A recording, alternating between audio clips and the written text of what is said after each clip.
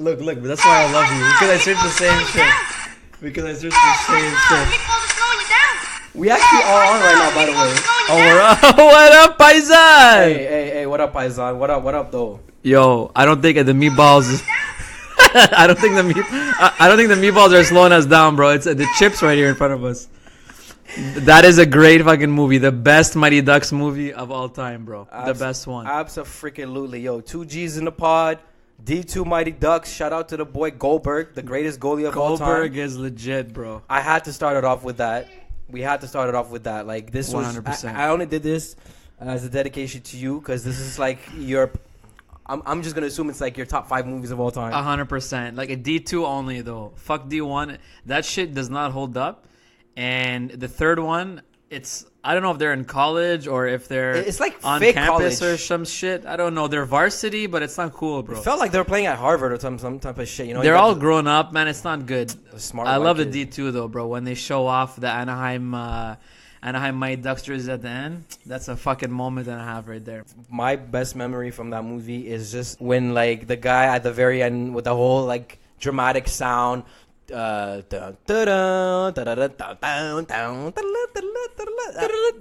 already know that's Disney 101 right there, man. 100%, man. I can't wait for that Disney streaming service, man. It's gonna be legit, bro. Fuck Netflix. I ain't even busted Netflix anymore. I'm still watching The Office, so wait till I'm done with The Office, then I can go ahead and boycott it for now. I mean, afterwards.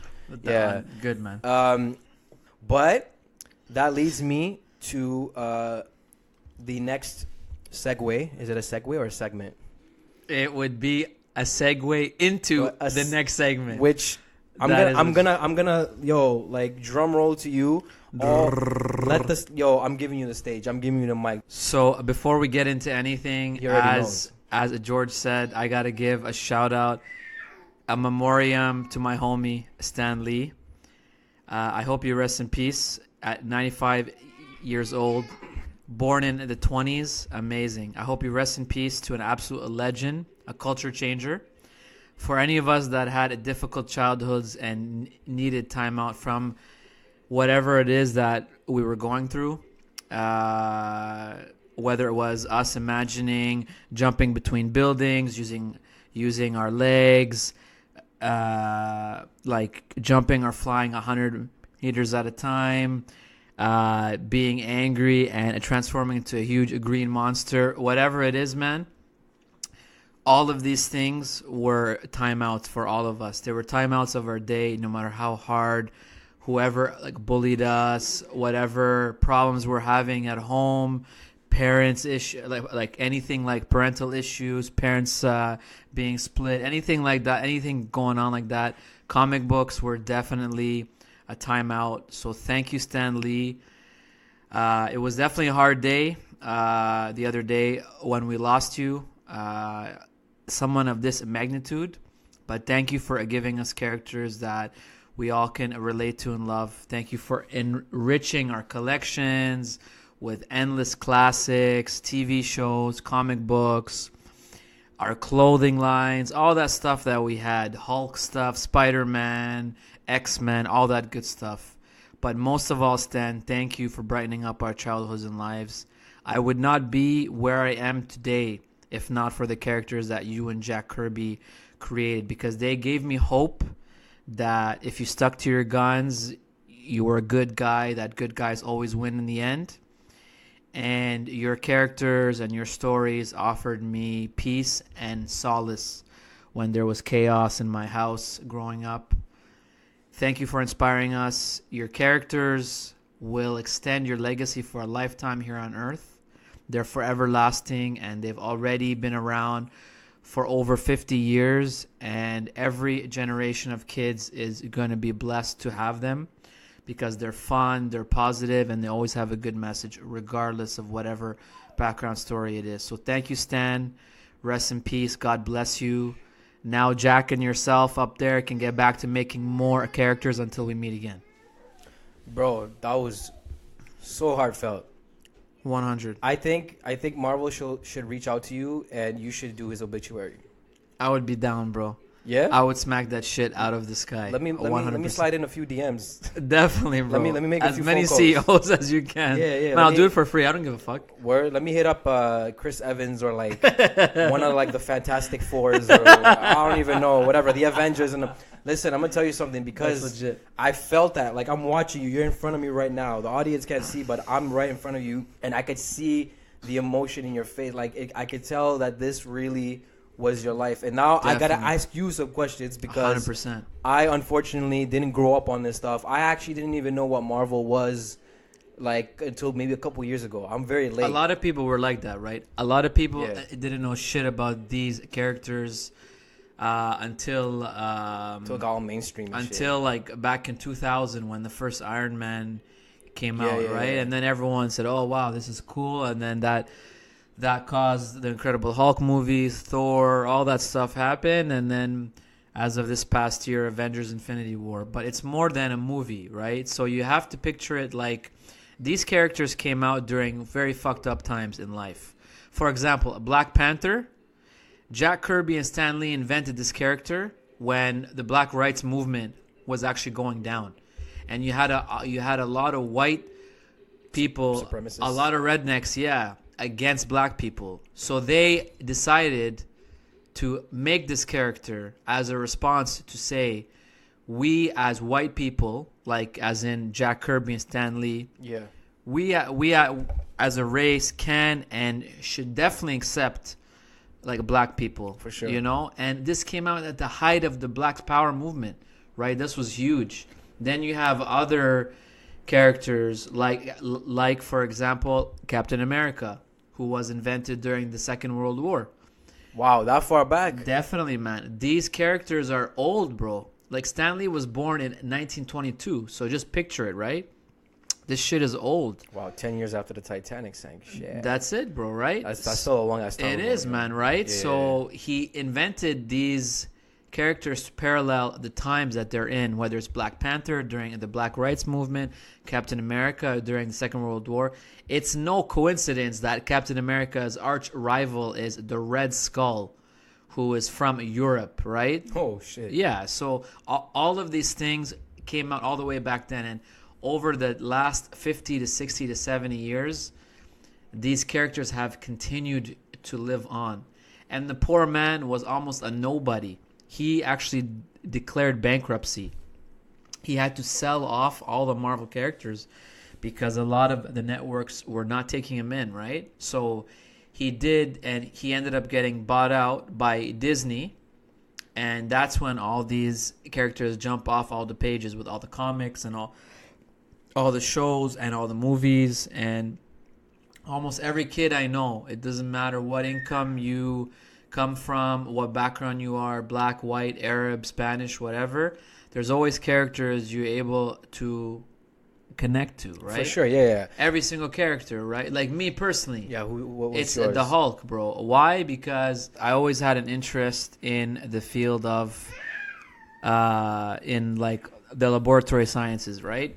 So I always said to myself, I'm like, wow, so this is like a great field, very interesting. And then as a young kid, I was actually watching the 1980s show that starred Bill Bixby as Bruce Banner and bodybuilder Lou Ferrigno as the Incredible Hulk. And I was always tied into that show because of the tone. It was always a sad tone, but at the end of the day, the Hulk always came through. And he always protected Betty. Right, that's his like girl. To him, that's his life, and I always had a connection to the Hulk, not just for the fact that Bruce Banner was a scientist in the show, but the Hulk, no matter how angry he is, he's always able to channel that energy for a positive outcome, and he's always there to protect his family, protect the number one person that's around him, and I always had a tie-in with that. So, yeah, there's a lot of characters out there, man, and a lot of them are always going to be culturally important, and they're always going to be pertinent to us as a society. Yo, a lot of things just clicked right now because knowing how you are as a person and then you describing that makes so much sense now. And I just remembered that you got that big-ass Hulk toy downstairs.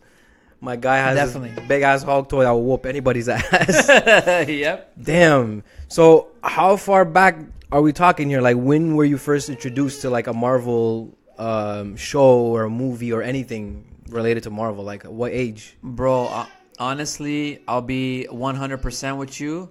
I don't even have a memory as a kid before anything that had to do with any of these characters. Oh yeah. I can't remember any childhood time that I didn't have the X-Men show, the Spider-Man cartoon show, like Transformers, even though it's not Marvel.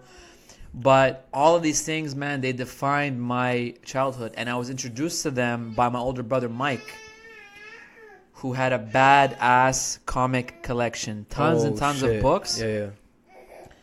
And I still remember, man, when there was like chaos and argument in my house, all of this bullshit going on, I would say, fuck this. I would take a box of comics or a video game or a TV show I had on tape that I taped, and I would go into the basement. And I would just be in there for hours and hours on end. You binging? 100%. Before binging was a word? Definitely, bro. Wow. Way before Netflix. Bro, I was into Barney and shit. What's up with all that? Like, bro, I personally never really was interested in any like Marvel movies, comics, comic books. My only comic books that I was into was Archie. Remember Archie? Archie was dope. Yeah, Archie was the cartoon. No, not the cartoon, just the books. You know, contrary to popular beliefs, I actually had white friends growing up. And one of my best friends in elementary school, I'd go over to his crib, and this guy had a bunch of those books laying in his room. And eventually, I was like, yo, this caught my attention, so I want to read this. And suddenly I was legitimately interested, and I like that shit. But of course, man, that's clearly not Marvel related. But still, it's in the same. It's in like, in a sense, it's in like it's stratosphere, in the like genre, right? Yeah, because it's all about like fantasizing, right? Like Archie, people connect to Archie. Why? Because it's the ideal high school dynamic. And a lot of people enjoy Archie before they actually get to high school. Because after they get to high school and they see it's not like the Archie comics, they are not into it anymore, right? So it's a whole fantasy thing. It's a whole fantasy, but it puts you there, and you're a jock like Archie, and you have Jughead is your boy. Jughead. And you have Betty on you, and you got like all of these girls on you, and all these guys, they are in love with you because as a person, you fantasize yourself as Archie, right? You put yourself into Archie. So that's why it was so popular. And even Archie is decades and decades old. A lot of these people don't know, man. These things hold up because these things are not just characters drawn on a fucking comic book or on a page, right? There's a whole like story, history. There's a whole story, and they make the story everlasting. It applies through any era of life. All of us have a dark side, an angry side, that if you piss us off, a lot of us are going to turn into the Hulk and fucking go crazy, right? Because, but at the same time, we're calm, just like Bruce Banner was. We're intelligent, we're eloquent. There's a lot of these personality traits that a lot of us adopt. Like Captain America, for me, even though I was never a fan of his, Captain America was always a poster boy for justice. And anyone that knows me knows I'm down for justice. Mm-hmm. I do the right thing. Even if I got to lose a friend or a family member over it, I do it. Because at the end of the day, that's how I know I sleep well. I sleep well because I know I did the right things all day. Yes, I may have lost money, if it's a work-related thing. I may have had to sacrifice a friend. I may not have good tie-ins with my family members anymore, but at the end of the day, I know I did the right thing. There's tie-ins with all of these things, man. Wow. So that means you like the Shield, right? Because they're the hounds of justice. Wow. Roman Reigns, bro. There you go, bro. By the way, George is wearing Marvel slides right now too, and that's not for Stan Lee. He wears that shit every single day. Every day, bro. You know what I mean? So he's about it when he got slides dedicated to this shit. Definitely the sickest pair that I have. So I can't say I relate to him because I don't live that life that Deadpool lives, but that's the only one that I fuck with, bro. I watched Black Panther this year in theaters after 4 attempts, by the way, because that bitch was sold out every goddamn week. Yeah. I've tried several movie theaters. They were all sold That out. was a spectacle, man. I was so happy to see. I saw a lot of African people in like dashikis and Are you serious? outfits. Yes, In Ottawa. In Ottawa, yeah, 100%. It was cold as fuck outside. And during like a lot of the empowering parts, a lot of the people actually got up in the theater and started dancing. Oh, okay. They didn't just hit us with the X. No, I was super happy, man, and I said good because everyone needs a superhero or character. Wow. They can definitely tie into, and they can definitely. I can't relate to this, bro. I can't relate to this stuff. Nothing against them. Like, bro, you watch whatever you want, love whatever you want. I gave it a shot. My friends, they would kept. They wouldn't hop off my ass. You, huh? They were they were glued to me. They kept what's it called, convincing me and shit. I was like, yo, wait 6 months. That shit's gonna be on Netflix.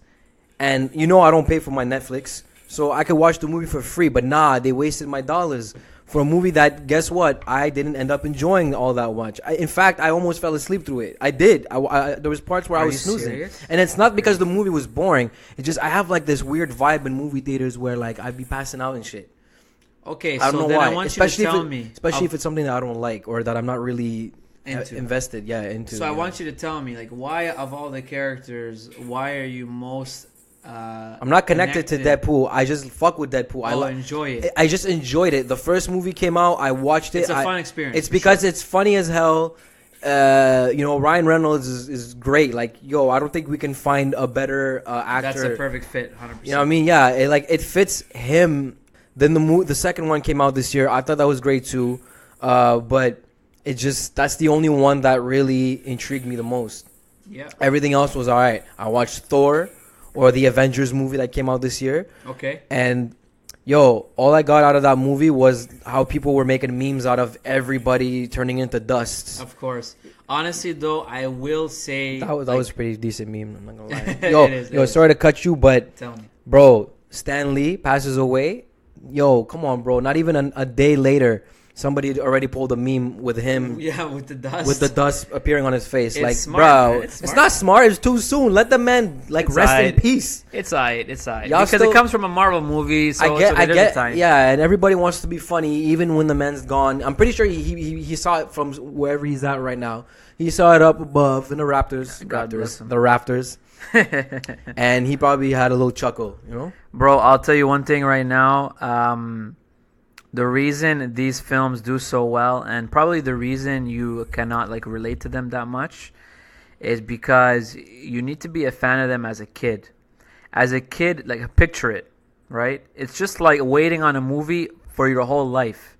Imagine being 5 years old and you read books on books on books, but they are not on TV, and they're definitely not in movies, right? And then now, as an older person, you can see them on the big screen. It gives you chills when you sit down and that Marvel intro starts, and at least for me, it's a rush back of all of the comics and all the shows I used to watch as a kid. Now it's come to life in the best way possible, right? So Avengers, especially the last one, Avengers Infinity War, it was a shout out because I got to shout it out because I honestly, as a kid, I never would have thought in a million years I would see Thanos live. Thanos was a part of a huge comic book arc called the Infinity Gauntlet. Yeah. And the actual story takes place much different than how it does in the movies. But as a kid, with 5 years old, if you would have said, George, do you ever think you're going to see Thanos in a sick movie? I would say no.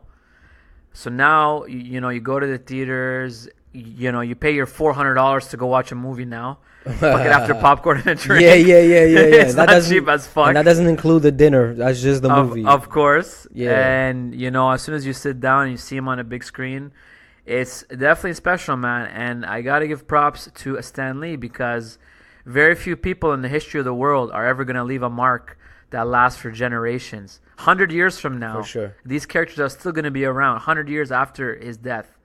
It's very rare a person like me or you or Joe on the street or Jane on the street is ever going to do anything to leave a mark. That's a legacy right there, bro. That he's a culture changer and he is a legacy maker, bro. He definitely laid the grounds. And I'm not gonna give him 100% of all that credit because he did have a co-creator, Jack Kirby, who happened to die a while ago. But all of their stories are gonna go into infinity and beyond, bro, like Buzz Lightyear, because that shit is gonna last forever, and it's already lasted a long time. It's already been around for 50 plus years. A lot of these characters are 50 plus years old, right? So it's pretty heavy. Yo, staying on this topic, explain to me what's going on with Luke Cage. What happened? Because, bro, I was at the crib a couple months ago after the wifey's birthday, and you were watching that shit live in living color, and then 100%. like it felt like a day later, oh, it's canceled. Like, why? And this is Marvel too. What Honestly, happened? it's. I think personally, it's because there is that Disney streaming service about to come alive. Oh, you think they're just gonna switch over to them? I don't know if they're gonna switch, crazy. But it wasn't a big draw for a Netflix with Iron Fist, the whole show, and the second season of Luke Cage. And back when Daredevil, Punisher, Luke Cage, and Iron Fist got their shows, you got to keep in mind that like the Netflix overpaid for them. They paid heavy because when they brought those shows on, Netflix was just starting to build steam. So they paid a huge amount to Marvel because they needed to get extra viewers. Yeah. Now, like 2, 3, 4 years later, everyone has Netflix, right? It's huge.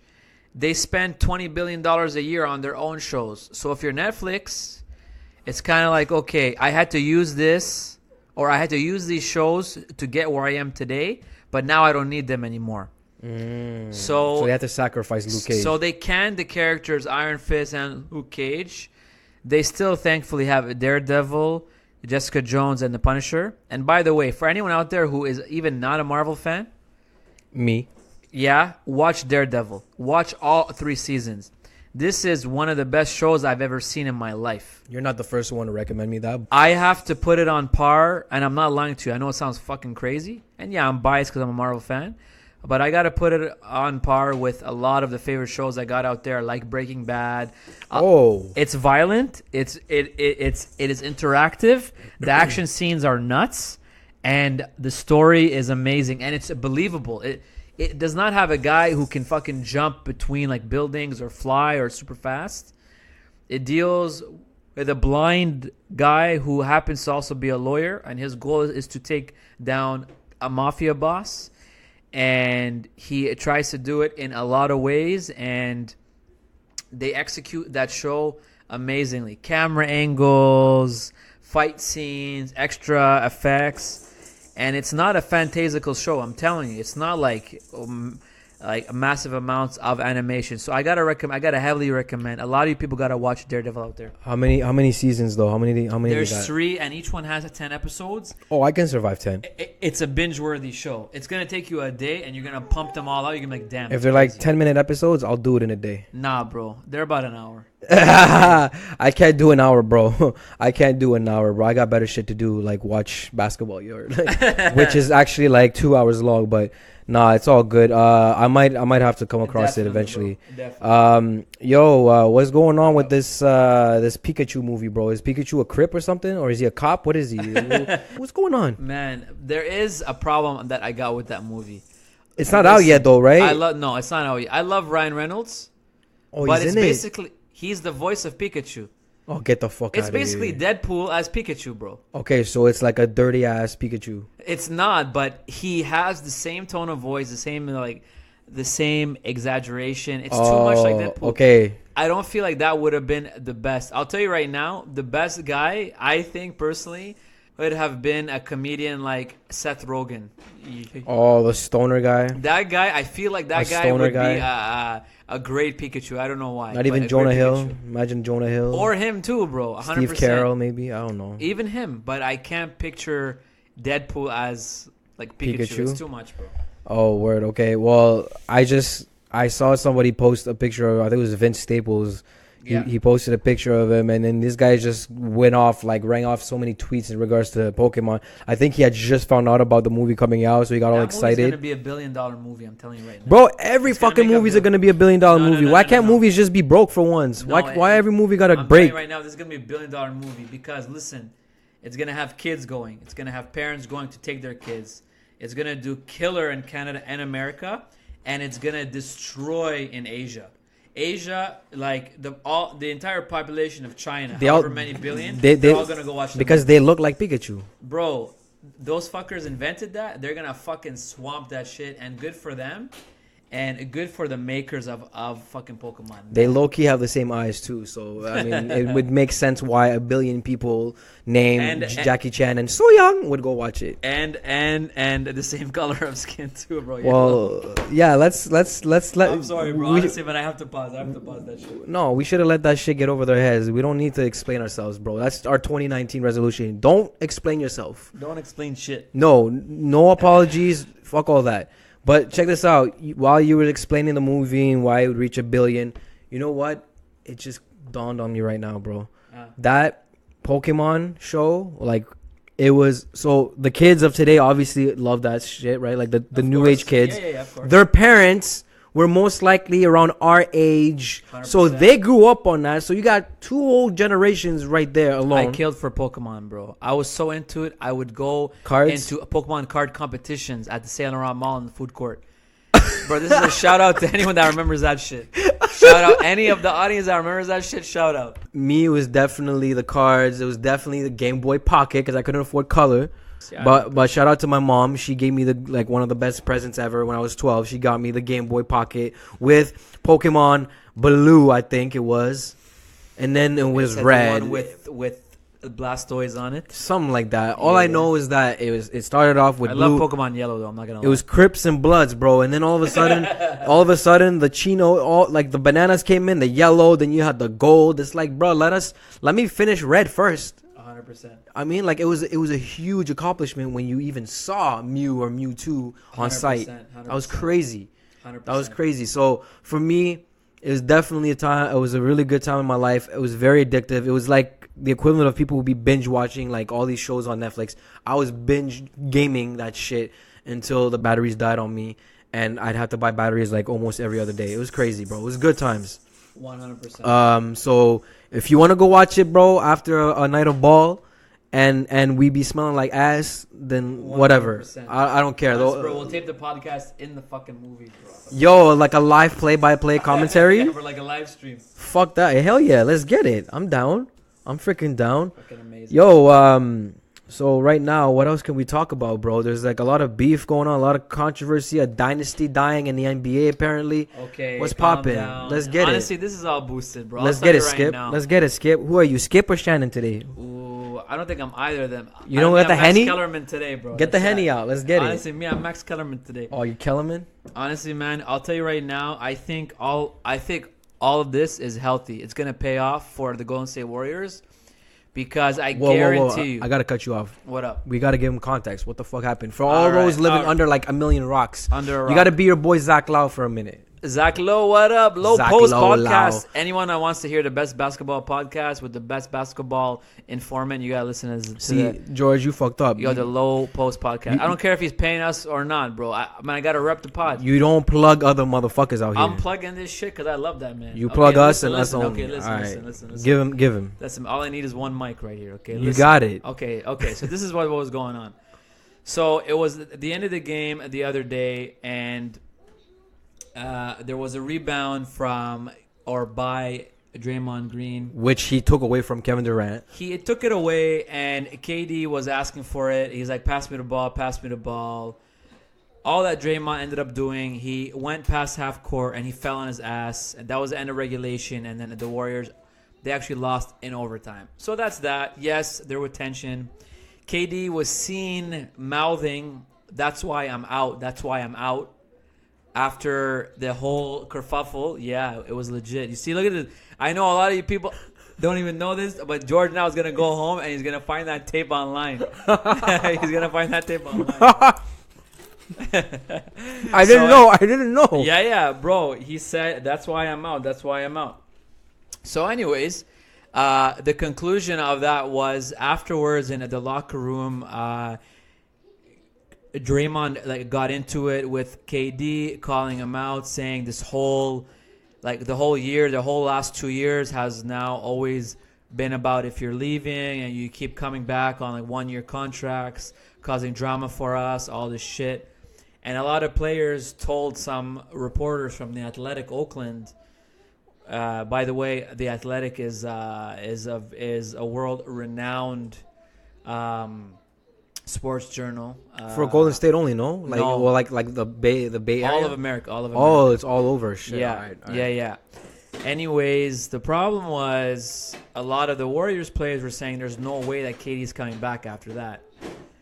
So anyways, and then there was a press conference. KD said, I haven't spoken to him, but it's a long season. He basically did absolutely nothing to try to put the fire out or make Warriors fans feel safe that they were going to keep one of the best players in the league. Fast forward to today, KD, Draymond, they were practicing. They're all good, bro. They were dapping each other up.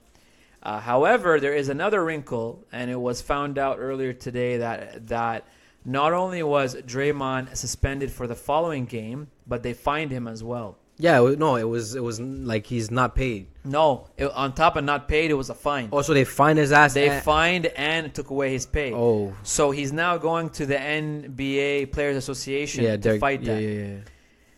Me personally, I think it's good because I just imagine that he got fined or that he went after it's good him? that all this shit happened. I'll tell you why. Honestly, me, I put myself in the locker room, okay, and I say, hey, there's this elephant in the room. KD is not sure if he's going to stay or go. All of us are too pussy to ask him. So here we have Draymond, who's our emotional leader. He's calling him out.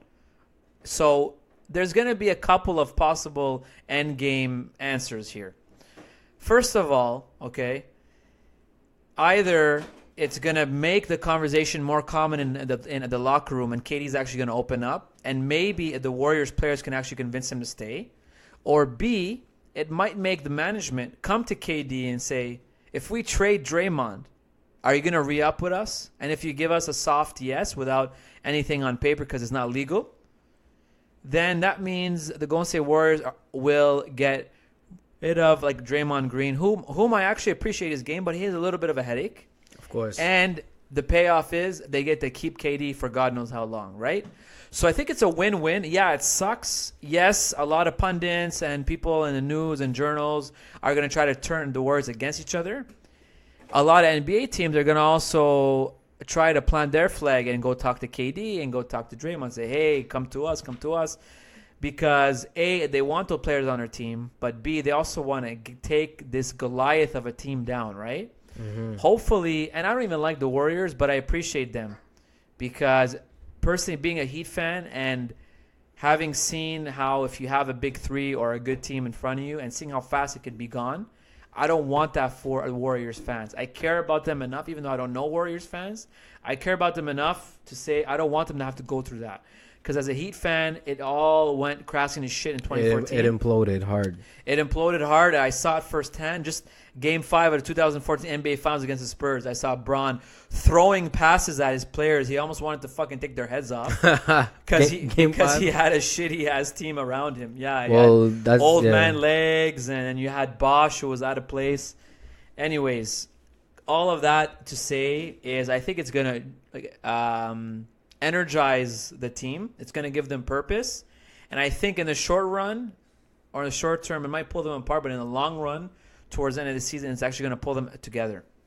You are the number one analyst in the Ottawa streets for ball. Like the way you're so involved and so like up to date, up to pace with all this shit. I might have to cut this out because I don't know why I'm saying this right now.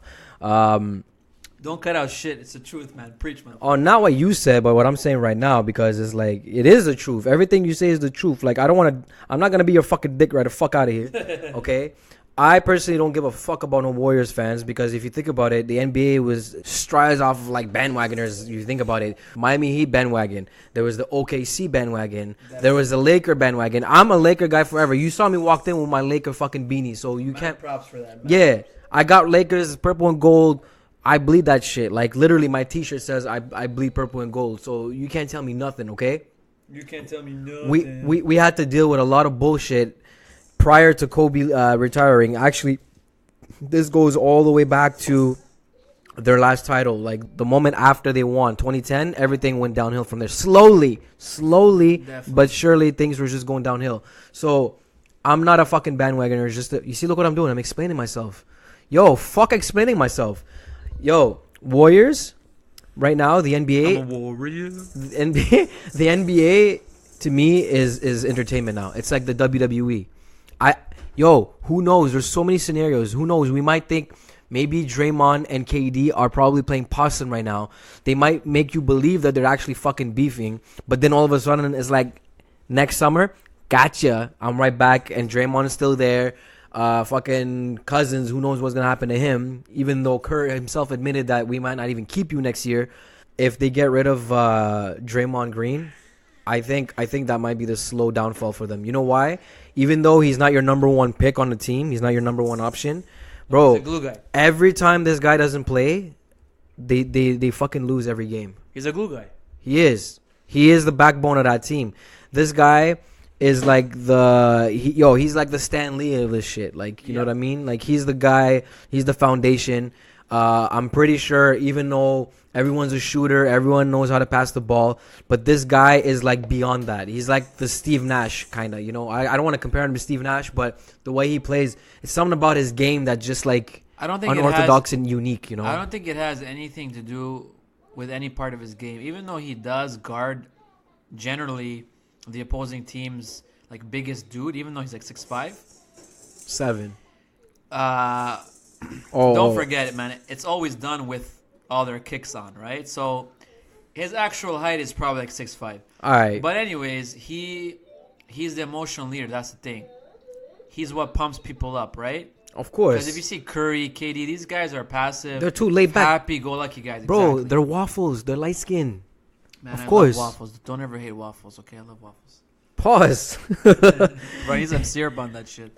Yo, pause. Goddamn. Yo, stick the ball, bro. Pause, man. Honestly, man, I'm fucking hungry. That's why. All right. Yo, we'll eat some later. Let's go. Bro, I need some Eggo waffles, man. Fuck. Oh, bro, let's not talk about that now because now Eggo life. You see, I'm getting you hungry right now. All bro. of Your a face sudden, is getting red and shit. Now you're taking me back to my childhood because your childhood was Marvel. My childhood was fucking Eggos. All right, yo, get back to fucking Draymond Green. What's good? Yo, what up? So, anyways, listen. All in all, I think, as I said earlier, it's going to like juvenize. It's going to help to get the camaraderie up. And honestly, I can't really hate what Draymond did. I'm kind of like him in a sense. I would be the one in, for example, like a locker room to actually call someone out if I knew that their issues were going to be a shadow over my team, you know? Yeah. So I'm glad he put like a spotlight on it. All of this shit talk about KD going to the Clippers or the Knicks, man, if he does that, he's a fucking idiot, man. I mean, he already snaked enough. I mean, we don't want him to turn into like the biggest python. I don't care about being a snake or not. You're on the best team in the history of the game, a team that can arguably beat any other team in the history of the game. Bro, this guy not only has a chance to 3-peat, 4-peat, 5-peat, 6-peat. Like what LeBron said? Just like what Bron said, but in reality, as opposed to just talking shit on a stage. Yeah, they're on a fucking podium. Because unlike LeBron, the moment this guy pulled up at the squad, he's 2 for 2 right now with that team. LeBron lost his first go around. Well, right? Listen, like Bron was planning his exit to go back to Cleveland as soon as he probably joined there. And if he That's mad snakish, by the way. What the fuck? And if he hadn't had gotten into a fight with Dan Gilbert, he probably would have stayed. But anyways, listen to this, okay? KD, I hope and wish him, because I love his game, man. This guy's one of my favorite players. I love his game. I might copy his kicks, not gonna lie. I love his kicks. I love his game. He's legit, okay? And I love seeing him in a Warriors jersey. As snake or not, I don't care. Me personally, I don't ever call a player a snake if they want to join a better team, because I personally because you want to win. You want to win. Yeah. All you care about is winning. That's all I give a shit about, right? And I don't think any of these guys, they should ever play or like bounce a ball on the floor, take a shot, do anything if it's not to win.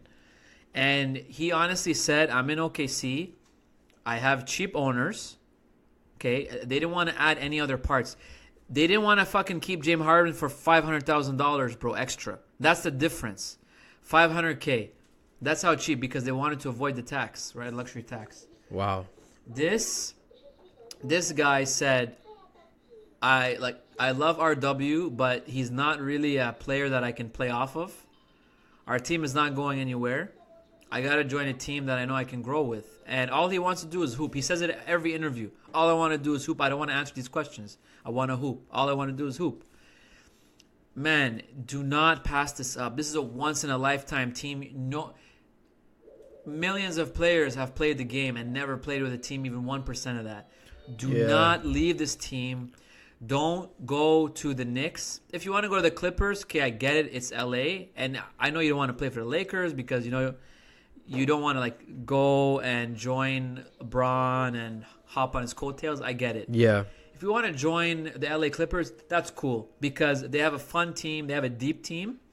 They have a team which is in good cap space positioning right now. So even if they max KD, they can probably add another good player. And they have the richest owner in the entire league. And they have... Mr. Microsoft. Yeah, and they have a fun coach. I don't want to say he's good because I Doc? personally think Doc is shit. But he's fun and he's a player's coach. So that's a good situation. But why would you go to the Knicks, to an unknown, with the worst owner in sports, garbage players, with Porzingis, taking a year and a half to come back from an ACL, and you have guys coming back from a blown Achilles after 6 or 7 or 8 months? Come on, man. Well, who's the worst owner? Phil Jackson? Who you talking about? Owner, bro. I thought Phil Jackson was their owner. No, man. That guy was a GM for about 4 or 5 years. Oh, I'm he's talking just about a James GM. Dolan.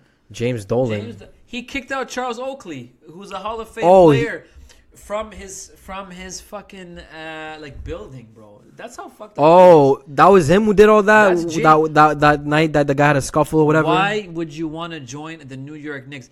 The only way They're cursed. They're cursed for sure. The only way I see him joining the worst franchise in the NBA that has the worst owner, the only way is if his agent, who is a very famous guy in the Hollywood circles. He goes by the name of Rich Kleiman. He has been on podcasts like the BS podcast with like Bill Simmons, and he's actually a very intelligent guy. He's very good at business, obviously. He got KD into a lot of investments in the Oakland and the California area. Mm-hmm. He's very good with money. The only way I see KD joining them is if he gets his buddy, his agent, can actually become a GM or president of that team. And that's the play here. The play I see for KD, he will approach the Knicks, say, I'm coming to your team, but you got to hire my agent to be the president of the team or the CEO. Because those two guys are brothers. I've heard them on podcasts. They adore each other. They love each other. And that guy, Rich Kleiman, is one of the only guys that KD really trusts. That's the only way. That is a mechanism I see that going down. And in addition to that guy, Rich Kleiman, is from New York. Yeah. Well, I think he should just stay in the West Coast. Just keep him where he's at right now. Yo, bro, you put him, Curry, Clay. There was already talks about Clay potentially leaving. I remember that. Yo, Clay is sacrificing dribbles now. This guy barely dribbles, and guess what? He still drops 60 points in like 10 dribbles or less. Who the fuck does that? If he could fucking do that, I guarantee you Durant could do something to sacrifice whatever. Like, he's still averaging 27, bro, on a team that's already stacked like crazy. I'm just kind of concerned when Boogie Cousins comes back. How are they going to cope together, all of them together, when they all play together? Because imagine you got one character, one personality, such as Draymond. Boogie himself, we've already known him to be a guy who's, he badmouths people. He's very aggressive. He's a fucking bully. Right? Do you not agree that this motherfucker's a bully? I do, but bro, he is one of the best bigs in the whole league, and he fits that team perfectly because he can pass and shoot with the best of them. Do we have any news on when he's coming back, bro? Because I'm sick and tired of seeing him wearing... February?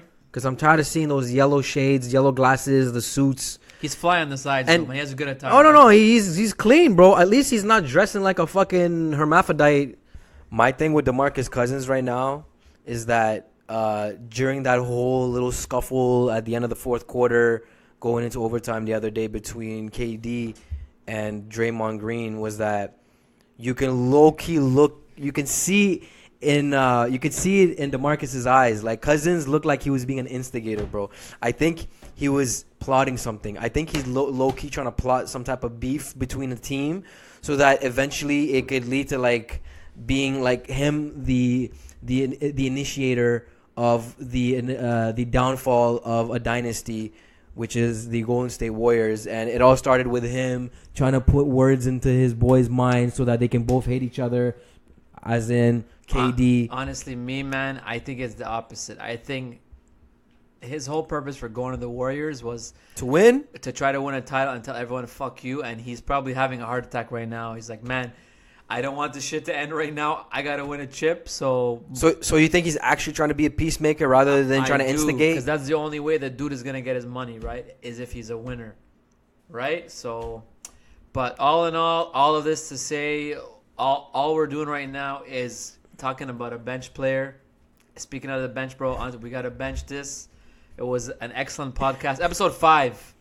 R.I.P. Stan Lee. Yeah. R.I.P. Stan Lee. Just in case y'all weren't, keeping up to date with which episode we were on, we never mentioned it at the beginning. My fault. This is episode 5. R.I.P. Stan Lee. R.I.P. Stan Lee. Shout out to Marvel, and we out. We see y'all next episode. Peace.